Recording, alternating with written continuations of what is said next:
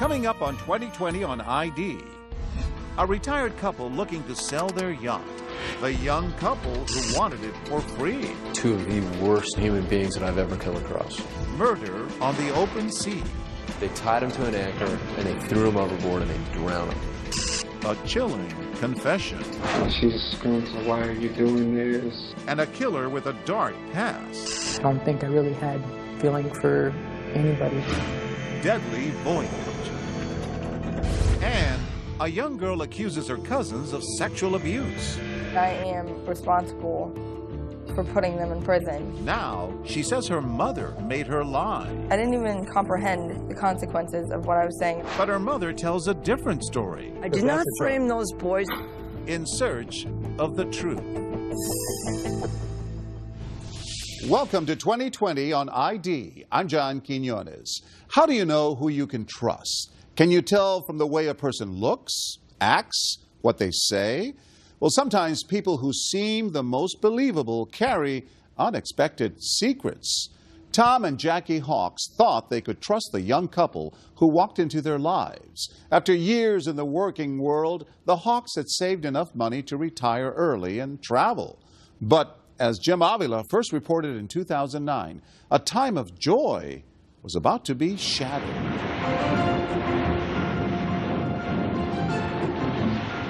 There's Jackie watching the dolphin play. It was a dream life on a dream boat, a 55-foot live-aboard yacht, lovingly called the Well-Deserved, with a name on the stern that said more about its owners than the boat itself.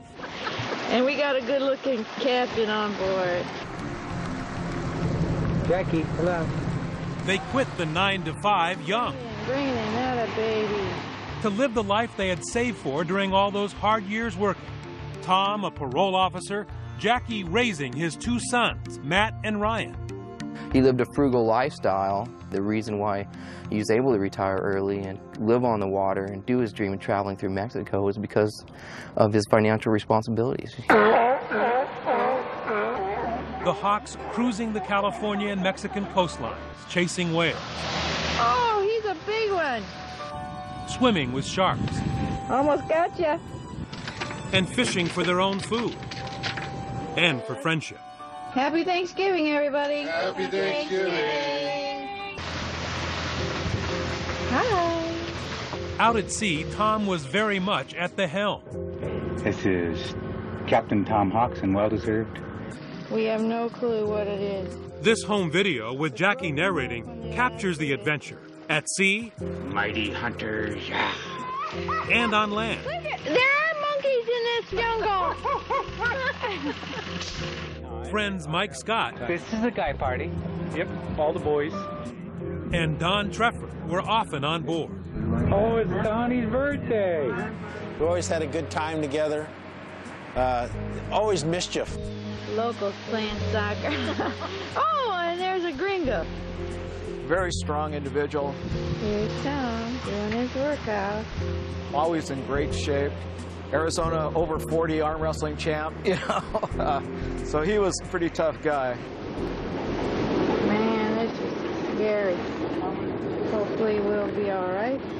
Jackie was always such a trooper. I remember asking my father, and you know what? He's like, you have to give the woman credit. She's living my dream. Hi, Jace. A dream interrupted by a grandson. Oh, he is looking at you, Grandpa. I've never seen such a big nose. A 21-inch bundle of happiness named Jace, who Ryan's dad told him altered the retired couple's vision of the good life. Say hi, Grandma. And now her dream is to become a grandmother, and I'm not going to take that away from her, and I want to be a grandfather too. They saw his eyes, and just being back with the family, I think they just realized how much they missed us. After 2 years of life on the water, the Hawks invited their friends back on board and said goodbye to their vagabond life. I'm so glad you could join us on our last voyage on Well-Deserved. The Well-Deserved was put up for sale. But as the Hawks' sea dream was ending, on shore in Long Beach, California, another couple, considerably younger, with a totally different backstory, began to think that the Well-Deserved could be their dream boat too. On the outside, Skylar and Jennifer DeLeon look like driven up-and-comers with a new family and a bold future.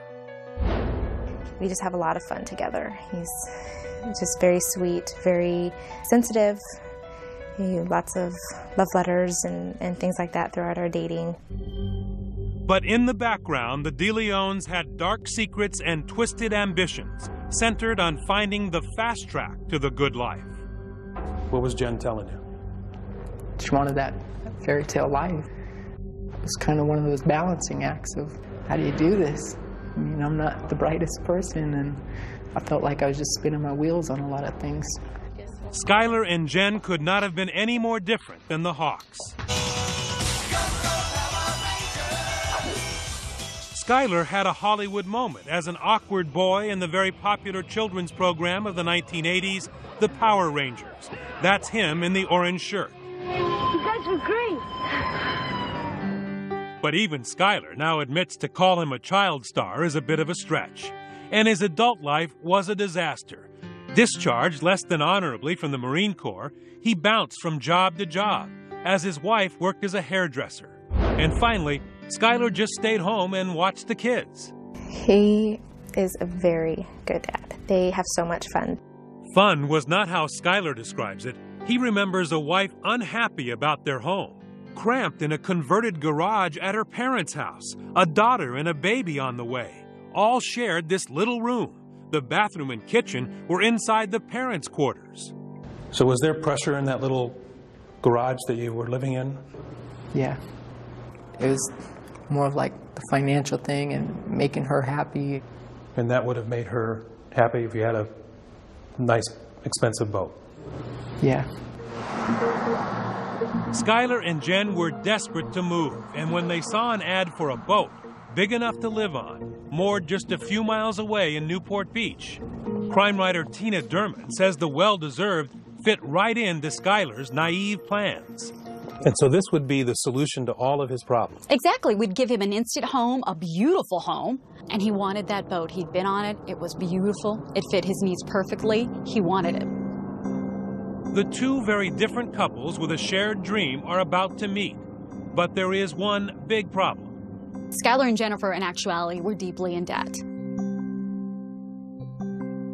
And the well-deserved had a hefty price tag, $435,000. Skylar had nowhere near that kind of money, but asked to see the boat anyway. Skylar is this young kid in his early 20s, and Tom's the seasoned probation officer, and his antenna just goes up. And he flat out asks him, how can a young kid like you afford a boat like this? He just didn't want him on the boat. Skylar does not give up, and after seeing the family pictures aboard the well-deserved, and hearing why the Hawks had decided to change dreams and rejoin the landlubbers, he decides to play a family card of his own. So here comes a very swollen-bellied Jennifer holding the hand of their toddler. Jackie melts. She brings him on the boat. They're chit-chatting. She tells her about how she's expecting a grandchild. They bond, and by the end of that meeting, Skylar's saying, hey, how about that test ride another day? And Tom says, you call me when you want to come back up, and yeah, we'll go out. Ryan says his dad had one big weakness, family, and Skylar found it and exploited it. Jennifer DeLeon, his wife, she's the one that did the convincing. You show family to my family, you talk about family to my family, they're going to let down their guard. Within a week, the dreamboat is heading out to sea. On board, Skylar DeLeon and the Hawks. But not everyone on this fateful voyage will return. Stay with us.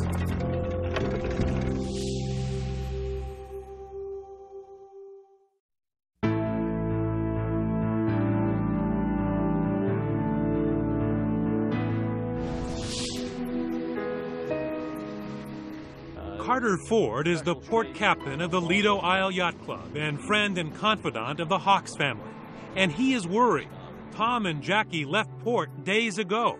It's just before Thanksgiving 2004. Their boat is back in the harbor, but alarm bells are going off because the Hawks themselves have not been seen since. We basically put up a neighborhood watch on the bay. Carter knew the well-deserved was up for sale, but little about the buyer. I only knew he was a person that had supposedly been a child actor in Power Rangers. That nice young kid, Tom, called him. On the day Tom decided to take Skylar out for a run-through of the boat, Carter told him of his concerns. And he hadn't put any money up. And the sea trial is not like a test drive at the car dealership. All true. So I asked him finally, well, Tom, do you have a deposit? And there was a hesitancy. Well, no, Carter, actually I don't. It was the last time Carter Ford, or for that matter anyone, heard from Tom Hawks. Out at sea showing his boat to a prospective buyer and never seen again. When I didn't hear from her, I just figured she was busy packing the boat up. But it was much more sinister than that. Tricia Schutz, a close family friend who handled Tom and Jackie's finances, soon became deathly afraid because there was no sign of a boat sale. When the bank called and said that there was no money deposited, we all knew that something terrible was wrong. There's a 15th Street pier, dead ahead, dead over. Alerted by the family that Tom and Jackie were missing, Carter Ford wasted no time cruising the harbor looking for clues, spooked by what he sees at the well-deserved. The concern level is probably rising. First thing I see that's not Tom and Jackie is the way the boat's tied to the mooring buoys. I see as we go around the boat a white rag hanging out of that porthole. Tom and Jackie would never leave laundry hanging out a window on their boat. The covers weren't on the wood. These very beautiful green covers. Not only were they not on, they're just lying in a heap. So here's this beautiful boat, and it's taken only a week, and it's a shambles. The conclusion you reached was what? For me, it was a mystery, a worrisome mystery.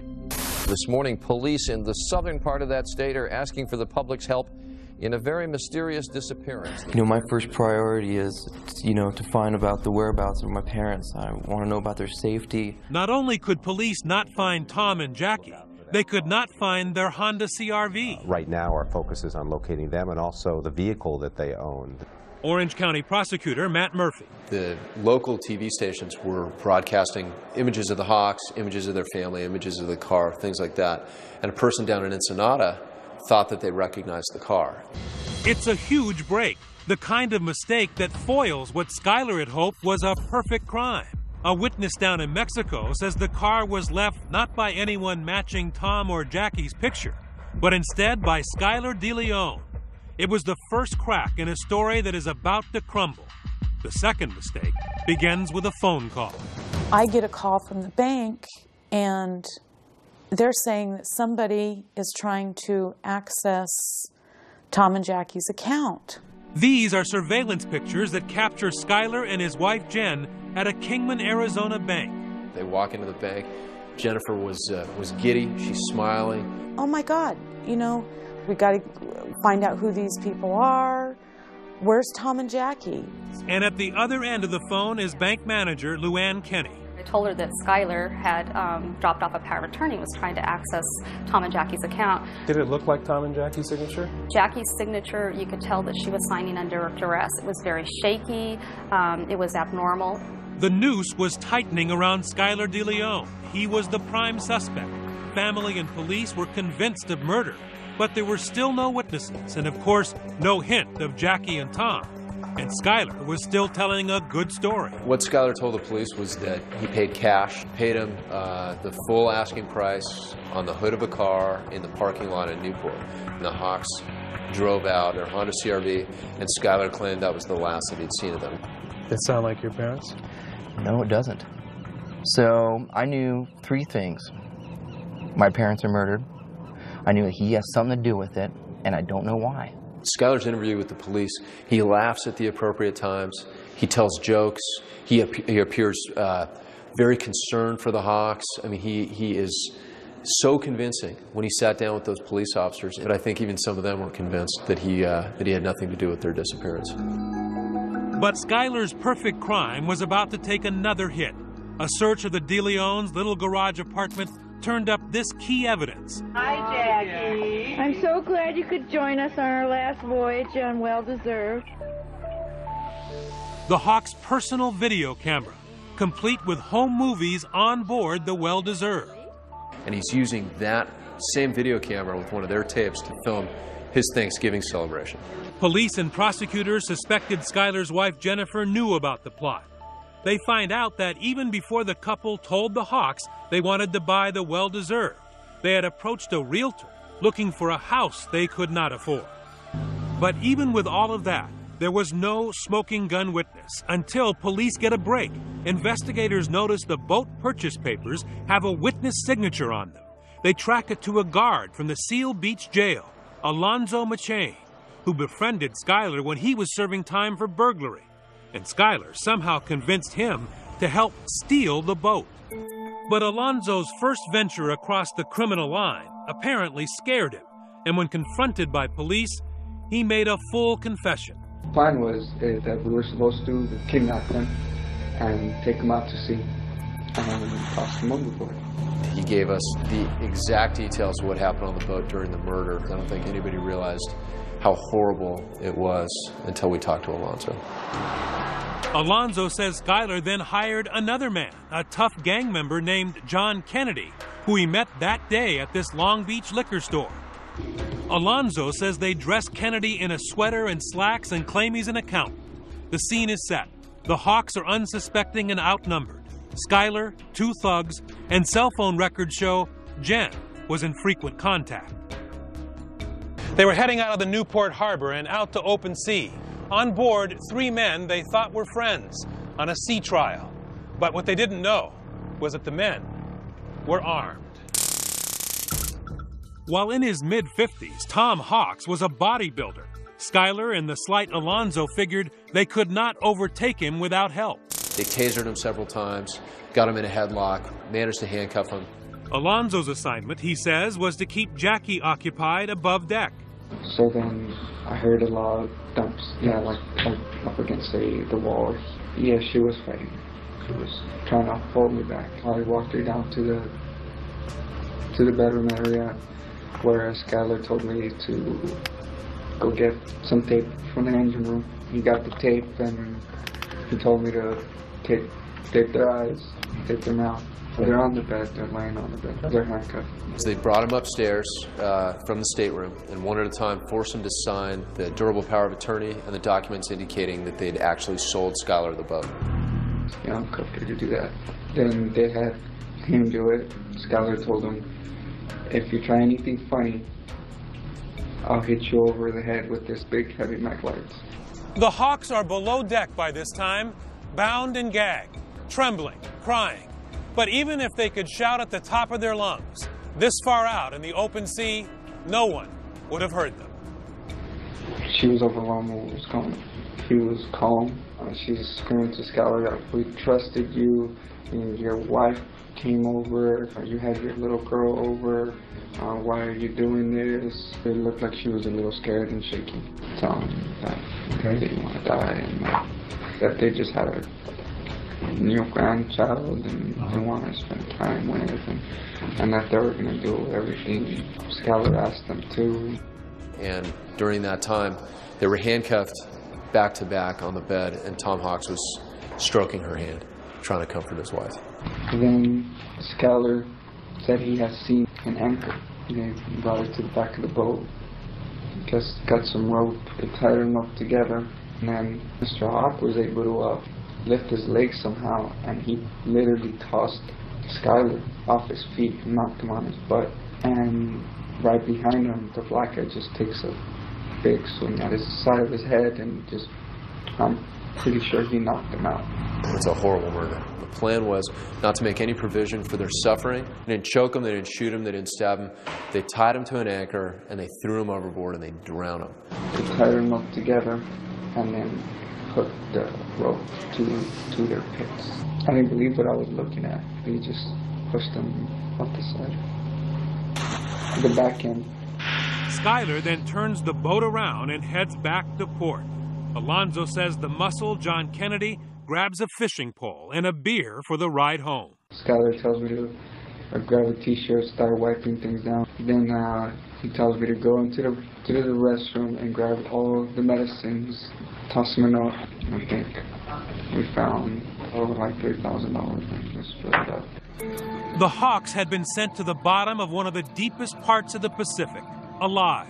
Their bodies would never be found. How could someone do something so cold? I've never really felt evil. I've felt more of, I don't care. I don't care about my life. I don't care what happens to you. When we return, Skylar DeLeon confesses and in a bombshell reveals what some say was the secret motive for the murder. So you were performing your own surgery? Yes. Stay with us.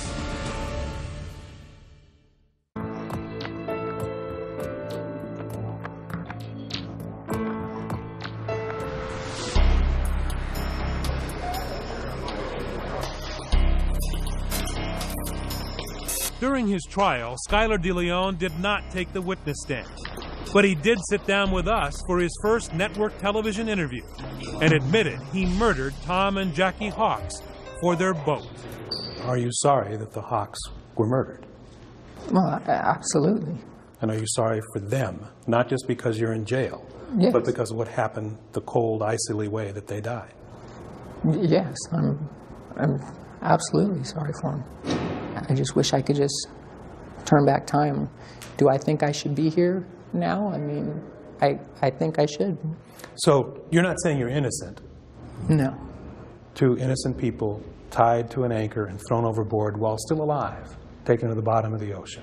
Do those thoughts haunt you? I think I just try not to think about a lot of things. He's a parasite. I mean, he lives off other people's existing. That's a parasite. I mean, he is a plague to our society. Even though you're calm on the outside, there must be rage on the inside. Yeah, there always is. I will always carry tension in my shoulder for the people that did it. And I always have a pain in my stomach for in the manner in which it was done. Skylar DeLeon says he knows there are no words that can help the Hawks family. But he sat down, he says, in part to explain how the monster was created.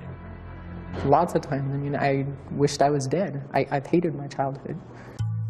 Skylar's father was a drug dealer. This family picture shows his sister playing in a pile of drug money. According to Skylar and his stepmother, the dad was a tyrant who abused him physically and allowed others to sexually abuse him. Lisa Wilden, Skylar's stepmother. When Skylar was caught biting his nails, John would stick toothpicks up in between his nails into his finger beds because that would teach him. Defense investigator Nicole Fisher, who specializes in looking for reasons not to execute murderers like Skylar, says it was worse than that. His drug dealer father, she says, exposed him to a lethal mix of depravity. In the bathroom, they're mixing drugs, in the living room or whatever, they're in there freebasing cocaine. There's orgies going on in the whole entire house. Skylar says he became a sociopath, unfeeling about his own welfare and, more critically, the pain he caused others. There's no doubt about it. I was numb. I mean, I don't think I really had feeling for anybody. Come on. And Skylar says not until he got to jail, unable to see his own two children, did the murders he committed mean anything to him. And I guess losing my kids and not being able to hold the person that I love anymore, that's what, really hits me, man. So I wish I could take back that time and give him back, his parents. And, that's, because it's like now I realize, what he's lost. He is not a man capable of compassion. He might be able to fake it. He might be able to fake remorse, but it isn't there. Give him back. The prosecution countered with forensic psychiatrist Park Dietz as an expert witness who reminded the jury that lots of children are abused, but they choose not to kill as adults. His genes and his environment made him this kind of person. What he controls is how he acts toward others. He does know just as well as you or I that if you're going to plan to kill someone, you could get punished, and that he knows. The jury sided with Dietz, and in less than 2 days found Skylar not just guilty beyond a reasonable doubt, but worthy of the death penalty. A jury has found Skylar DeLeon guilty of the 3 jury counts. recommends the death penalty. In fact, some believe the motive behind the murders had less to do with his childhood than it did with his odd sexual proclivities. Listen to this bombshell. Skylar wanted to be a woman so badly, in jail he took a razor to his own genitals. I took a sheet and tied it around your penis? Yes. I went to cut it off. So you were performing your own surgery? Yes. And this has been something you've been thinking about for a while? Yeah, for a long time. In Skylar DeLeon's garage apartment, investigators found evidence he was researching the procedure. His wife's trial attorney, Mike Malfetta, told us Skylar often wore women's clothes and was determined to be a female. This caper, this entire murder, this desire to get some wealth and to get some money in was to pay for that sex change. And in our interview, Skylar says his wife was the dominant player in the marriage, the mastermind and driving force behind the murders. How much in charge was Jen? I think we had our roles reversed. Was she the brains in the family? I hate that, yeah. I never thought that I would actually ever lose Jen. Like I would do anything to not lose her. If Jen wasn't there, this never would have happened. No. Jennifer DeLeon's attorney, Mike Malfetta, says she was offered 2 separate deals to turn state's evidence and testify against Skylar. She didn't. Instead, she went to trial, was convicted and sentenced to life in prison, losing her children. But for Skylar DeLeon being in her life, Jennifer DeLeon never commits a single crime. Not a misdemeanor, not a traffic ticket, nothing. It wouldn't have happened. You know, everybody's trying to blame everybody else. In reality, they're all guilty of it.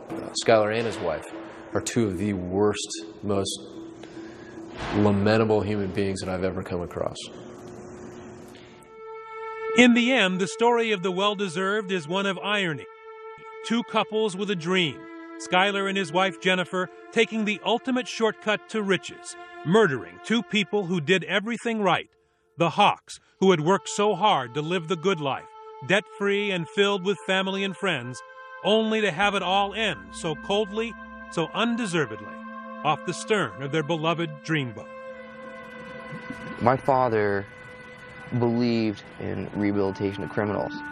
The way they went was unthinkable. I never heard of an unhumane way to torture someone and kill, 2 loving individuals that did nothing wrong. As of 2014, Skylar DeLeon remains on death row. He's appealing his conviction. John Kennedy was tried, found guilty of murder, and sentenced to death. He is also appealing his conviction. And Alonzo Machane, who confessed to his part in the murders, pled guilty to 2 counts each of manslaughter, kidnapping, and robbery. He was sentenced to 20 years in prison. Jennifer, meanwhile, divorced Skylar and is now known as Jennifer Henderson. She has exhausted all of her appeals. Coming up, a young girl makes a shocking confession. She's like, you have to go in court and say that your cousin sexually assaulted you. Next thing I know, I'm being locked up. But was she telling the truth? These are 2 kids who didn't have resources, and no one's helping them. Stay with us.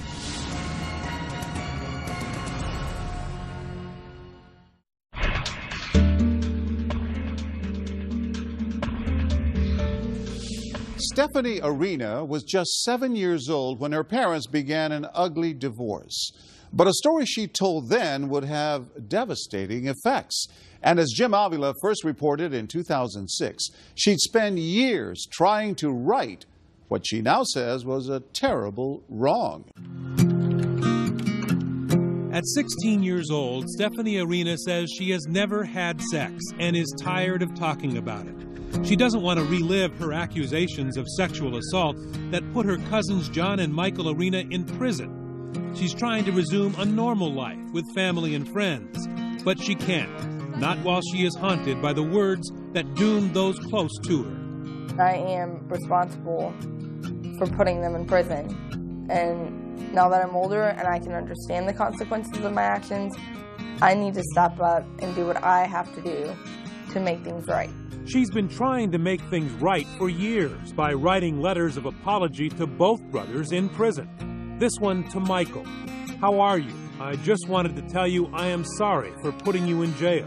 I hope you forgive me. Love, Stephanie. It all started for Stephanie when she was just 7 in the center of a ruthless custody battle, becoming the victim in what some call a revenge plot orchestrated by her mother. Stephanie's starring role, she says, make believe she was molested. She was like, you have to go into court and say that your cousin sexually assaulted you. They put their penis in your vagina. It's 1997. Her parents are braced for a nasty fight over Stephanie and her brother. But there is a bright spot in the little girl's life.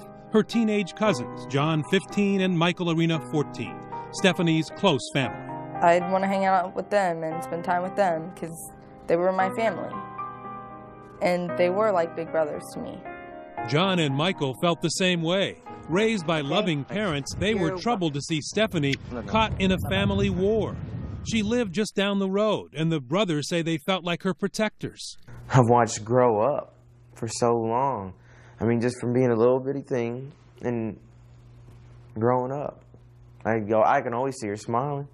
But Stephanie's life of chaos is about to take a tragic turn. Her parents' feud erupts. Mom steals $600 from the cash register at work and then violates a custody order not to leave the state, stealing Stephanie and her brother, moving to this Florida homeless shelter, and then, to justify leaving Texas, tells social workers her kids were being molested.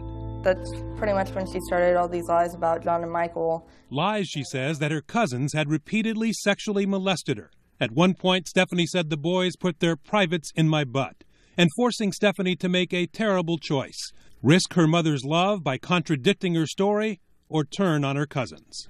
She said to you, say these things about your cousins, or what? Or she's going to jail. So I chose to tell these lies about Michael and John. Stephanie says she was a tool, prying her family apart. Manipulated, she says, because she was afraid to lose her mother. A woman Stephanie claims was on a mission of revenge against a father who would not drop the custody battle. It was just basically my mom saying, well, I now hate your father's side of the family, so I'm going to twist it and manipulate it and hurt them as much as I possibly can. So Stephanie pointed her tiny finger at her beloved cousins and quietly mumbled the charges that would threaten them with prison. It took me a long time for the story to get to flow straight. There's actually an interview where I was like, hold on, I have to ask my mom what to say. Strangely, Stephanie's mother never took her supposedly abused daughter to police or a doctor. Instead, she went to social workers and counselors who eventually went to police. John and Michael are high school teens at the time. Michael dreams of a football career. John's passion, fast cars and motorcycles. Neither brother has a police record when their parents voluntarily take them in for questioning. I went in there just doing what my father told me to do. You know, he just told me, don't worry, they're not going to do us any harm. And next thing I know, I'm being locked up. It is a weak case, based mostly upon Stephanie's troubled accusation, until John makes what he calls the mistake that changes his life. He confesses twice, first in his own writing. He says he is forced to say during a 3-hour interrogation, 17 years old with no access to his parents or an attorney, that he had oral sex with Stephanie 3 or 4 times. Claims police deny. As you're writing this down, you're thinking what? I just want to leave. You didn't think if I write this down, I may never leave? Not once. I was scared. Not only did your confession hurt you, it hurt your brother. Right. What I was told from my lawyer was that if I took the plea bargain for 5 years, they would drop the charges on my brother. And what happened to your brother? He got 20. John's attorney denies offering him that deal. In the end, John's plan had backfired. John was sentenced to 7 years and paroled after 5. As for his 16-year-old brother Michael, who never confessed, in just 3 short days, he's tried, found guilty, and sentenced to 20 years. He can't pay for experts, so there's just a day and a half of testimony. The main witness is Stephanie, and she can barely get the charges out. She can't remember when it happened. Where it happened is vague. She says her house, her cousin's house, and her grandparents' house. And when asked specifics about oral sex, she first says, "I think so. I can't remember." I didn't even know what I was saying. And I didn't even comprehend the consequences of what I was saying about my cousins. The evidence used to back Stephanie's charge had its problems too. On the stand, Stephanie never provided details about how she was molested. But a medical expert for the prosecution, Dr. Pamela Sue Green, who never personally examined Stephanie but reviewed medical records, testified that her scant or thin hymenal tissue is a suspicious finding for possible vaginal penetration. A thin rim of hymenal tissue is not diagnostic of penetration. Not. Dr. Stephen Isle has 20 years' experience performing thousands of exams on kids with claims of molestation. We showed Dr. Isle and 3 other leading doctors Stephanie's complete exam. They all disagree with the prosecution's medical expert because, they say, she overstated the evidence. If this material and this history and this physical were used to put people in jail, that was over the top, that shouldn't have been done, and that's terrible. In a letter to 2020, the prosecution's medical expert stands by her conclusion that penetration was a possibility, based on, she states, my review of the entire medical record. I know that I didn't have sex. So what that lady was saying on the stand, I don't know. I am still a virgin, and I'm telling the truth. When we come back, Stephanie's mother tells her side of the story. I did not frame those boys, and my children asked me to take them out of there. But John's polygraph says something different. If I was to testify in court, my opinion would be that he did not molest Stephanie. Will the cousins' names finally be cleared? Stay with us.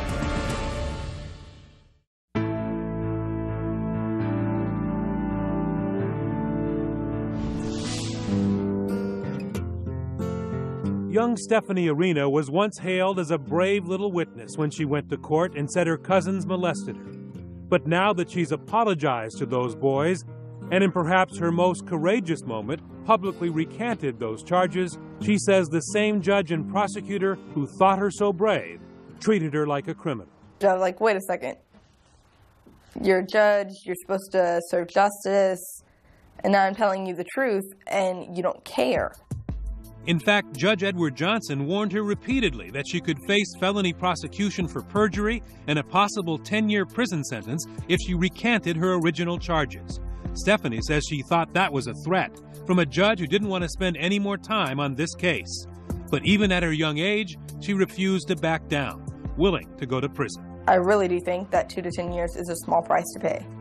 And now a cruel irony. Stephanie's mother, who was supposed to be protecting her daughter, accusing the cousins of molesting Stephanie, is at the same time keeping company with 2 convicted child molesters, even living with this one. A judge found the mother's judgment so poor, he took Stephanie away from her and granted sole custody to her dad. That's just one of the reasons we wanted to talk to Stephanie's mom, LaVonna Arena. It wasn't easy finding her, but we did, living with a boyfriend in Muscatine, Iowa. I did not frame those boys, and my children asked me to take them out of there. And in fact,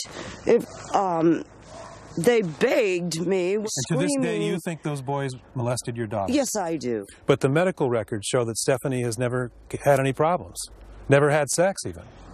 Sir, I've been told a long time ago that it's possible that their tissues, whatever, medically, after a long period of time, it might be difficult to detect. How about anal penetration? There's no evidence of that either. Sir, the report. Can I show you the report? You got me totally stumped. Let me show you the report. You can read this here. Did not see any sign of injury or scarring. There's no evidence here that she's either been raped or even had sex. And she says she's never had sex. She says today that she is still a virgin. Here's another troubling LaVonna pattern. Police records and family testimony suggest that on 3 different occasions, she has falsely accused family members of abusing her kids, including a charge against Stephanie's father, Stephen. She accused me and John and Michael again while they were incarcerated. So they're in jail. Right. And she says they're still molesting your daughter. Right. So what did that tell you? That she uses this as a weapon to get what she wants. LaVonna Arena asked us not to use this sidewalk interview, suggesting a more formal interview later. She apparently decided against that and stopped taking our calls. But her live-in boyfriend dropped a bombshell, explaining to me by phone that LaVonna would like to tell the truth, wants to explain why she made Stephanie lie. But her boyfriend told me, quote, LaVonna is afraid she would go to jail. When I realized that she manipulated me, that's when I was like, I don't really care for you anymore. Don't really care for you anymore? As in hate you. I don't want anything to do with you. That's strong. You hate her. I can honestly say I hate her. So that gets us back to John, who after all these years is still trying to explain what he insists was his false confession. And maybe he finally has an answer. As a condition of parole, he has to submit to a yearly polygraph test, which he did, administered by Peter Heller, who works not for John, but for the state of Texas. And John passed when he denied molesting Stephanie. Quote, no deception indicated. In my opinion, he was truthful to the relevant questions. If I was to testify in court, my opinion would be that he did not molest Stephanie. So what happens now? As the county attorney Rick Miller contends in a letter to 2020, all of these matters were thoroughly vetted on appeal after appeal, and the evidence remained what it was, convincing. Wrongful conviction expert and private eye Paul Cialino has written about helping release dozens of death row inmates. He says there is just one route for the Arena boys. It's bleak. Without a crew of high-priced lawyers, the governor is going to have to step in here and do the right thing. These are 2 kids who didn't have resources, and no one's helping them. And of course, they're not the only victims. Young Stephanie Arena is a victim too. Not of molestation, she says, but of guilt. Takes me about an hour, hour and a half each night to fall asleep, and that's when I think about it a lot. It's right before I go to sleep. There is not a day Stephanie doesn't think about the devious plot she says her mother masterminded. Revenge, starring a 7-year-old girl. What is the least you want out of this? Just for somebody to care. Just for somebody to realize, hey, what happened to these boys was wrong. Michael Arena was released in 2012 after spending 13 years behind bars. As part of a deal negotiated with the state of Texas, he does not have to register as a sex offender. His brother John, however, is a registered sex offender and says he struggles with that stigma. He's still fighting to clear his name. Stephanie tells us she stays in touch with both of her cousins, and as of 2014, she is pursuing a college degree in biology and plans to become a vet. She says she maintains a relationship with her mother. I'm John Quinones. Please join us next time for another edition of 2020 on ID.